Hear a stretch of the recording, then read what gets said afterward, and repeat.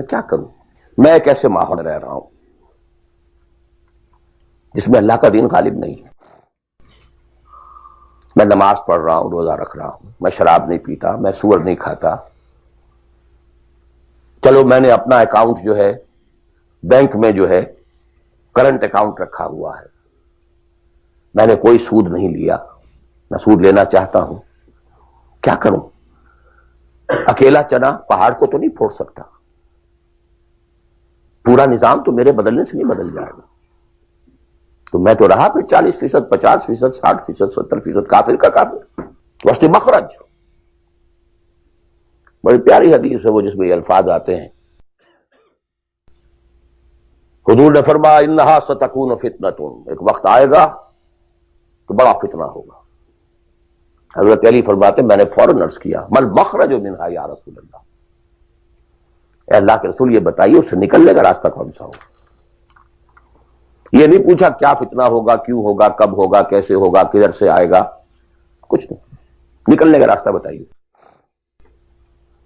بلکہ ایک اور روایت اس حدیث کی اس سے بھی زیادہ پیاری ہے کہ اصل میں حضرت جبرائیل نے کہا حضور سے یا محمد امتک بعدک، اے محمد صلی اللہ علیہ وسلم کبھی سوچا ہے تمہارے بعد تمہاری امت کا کیا بنے گا؟ تو حضور پلٹ کر سوال کرتے ہیں مل مخرج منہا یا جبرائیل، یہ تو بہت بڑا پرابلم تم نے اے جبرائیل میرے سامنے رکھا ہے، تو اب آپ ہی بتائیں اس سے نکلنے کا راستہ کیا ہوگا. قال کتاب اللہ، وہ پوری حدیث پھر وہی ہے. کتاب اللہ فیہ خبر ما قبلکم ونبأ ما بعدکم وحکم ما بینکم وہو ذکر الحکیم وہو الصراط المستقیم وہو حبل اللہ المتین. اس کا مخرج کیا ہے؟ یہ ہے اصل میں میرے اور اگر تو یہ بات سمجھ میں آ گئی، اس کے لیے تصور سمجھ لیجئے ہمارے دین میں کفارے کا ایک تصور ہے. آپ نے روزہ توڑ دیا وہ تو ٹوٹ گیا، کیا کروں، جڑ تو نہیں سکتا. کب اشکوں سے جڑ سکتا ہے؟ جو ٹوٹ گیا سو ٹوٹ گیا. موتی ہو کہ شیشہ جام کے بل، جو ٹوٹ گیا سو ٹوٹ گیا. تم ناحق ٹکڑے چن چن کر دامن میں چھپائے بیٹھے ہو، شیشوں کا مسیحا کوئی نہیں، کیا آس لگائے بیٹھے، وہ تو ٹوٹ گیا. لیکن اس کا کفارہ دے دیا گیا. کفارہ ہے، قسم کھائی تھی یہ نہیں ہے کہ اب توڑ نہیں سکتے، غلط کھا بیٹھے توڑو، کفارہ. آج میں اس لفظ کفارہ کے حوالے سے آپ کے سامنے وہ بات رکھ رہا ہوں. اب مجھے اللہ نے پیدا کر دیا اس دور میں، کسی کو ہندوستان میں پیدا کیا، کسی کو انگلستان میں کیا ہے، کسی کو امریکہ میں کیا ہے، کسی کو پاکستان میں کیا ہے، کچھ کو پاکستان پہنچا دیا ہے چاہے زبردستی چاہے اپنی مرضی سے، کسی کو یہاں پہنچا دیا ہے چاہے کسی بھی نیت اور کسی بھی ارادے سے. لیکن اب ہے کہیں ہے، کیا کریں؟ کوئی کفارہ ہونا چاہیے، کوئی مخرج ہونا چاہیے، بس یہی کفارہ ہے.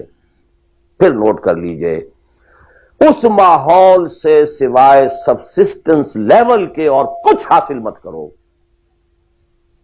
اور اس سبسسٹنس لیول پر بھی جو کچھ تم نے کھایا پیا ہے اور سانس لیا ہے، جو انرجی کریٹ ہوئی ہے، اس کا میکسیمم اس جہاد میں صرف کر دو کہ اس نظام کو بدلو. تمہاری یہ جد و جہد، تمہاری یہ کوشش کفارہ بن جائے گی اس کا.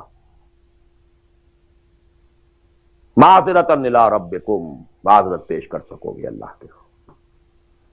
اے اللہ میں نے اس نظام کے ساتھ ریکنسائل نہیں کیا. اے اللہ میں نے اپنی توانائیوں اور اپنی محنتوں سے نہ اپنے لیے کوئی جاگیر بنائی، نہ اپنے لیے جائیداد بنائی.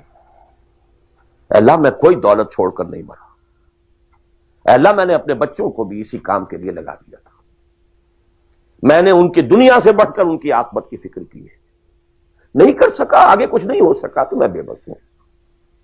حضرت نوح بھی تو بے بس تھے، کیا کر گئے؟ لیکن اگر کسی بھی درجے میں ریکنسیلیشن ہے، کمپیٹیبلٹی ہے، اس کو آپ نے ایکسپٹ کر لیا ہے، اس میں پھلنے پھولنے اور پھیلنے کا بندوبست کر رہے ہیں، یو آر ڈومڈ.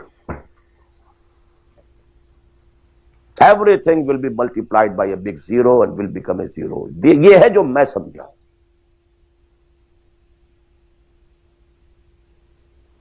اس کا نام ہے جہاد. کانسٹنٹ فرکشن، کانسٹنٹ اسٹرگل، جان مال. ان صلاتی و نسکی و محیایا و مماتی للہ رب العالمین.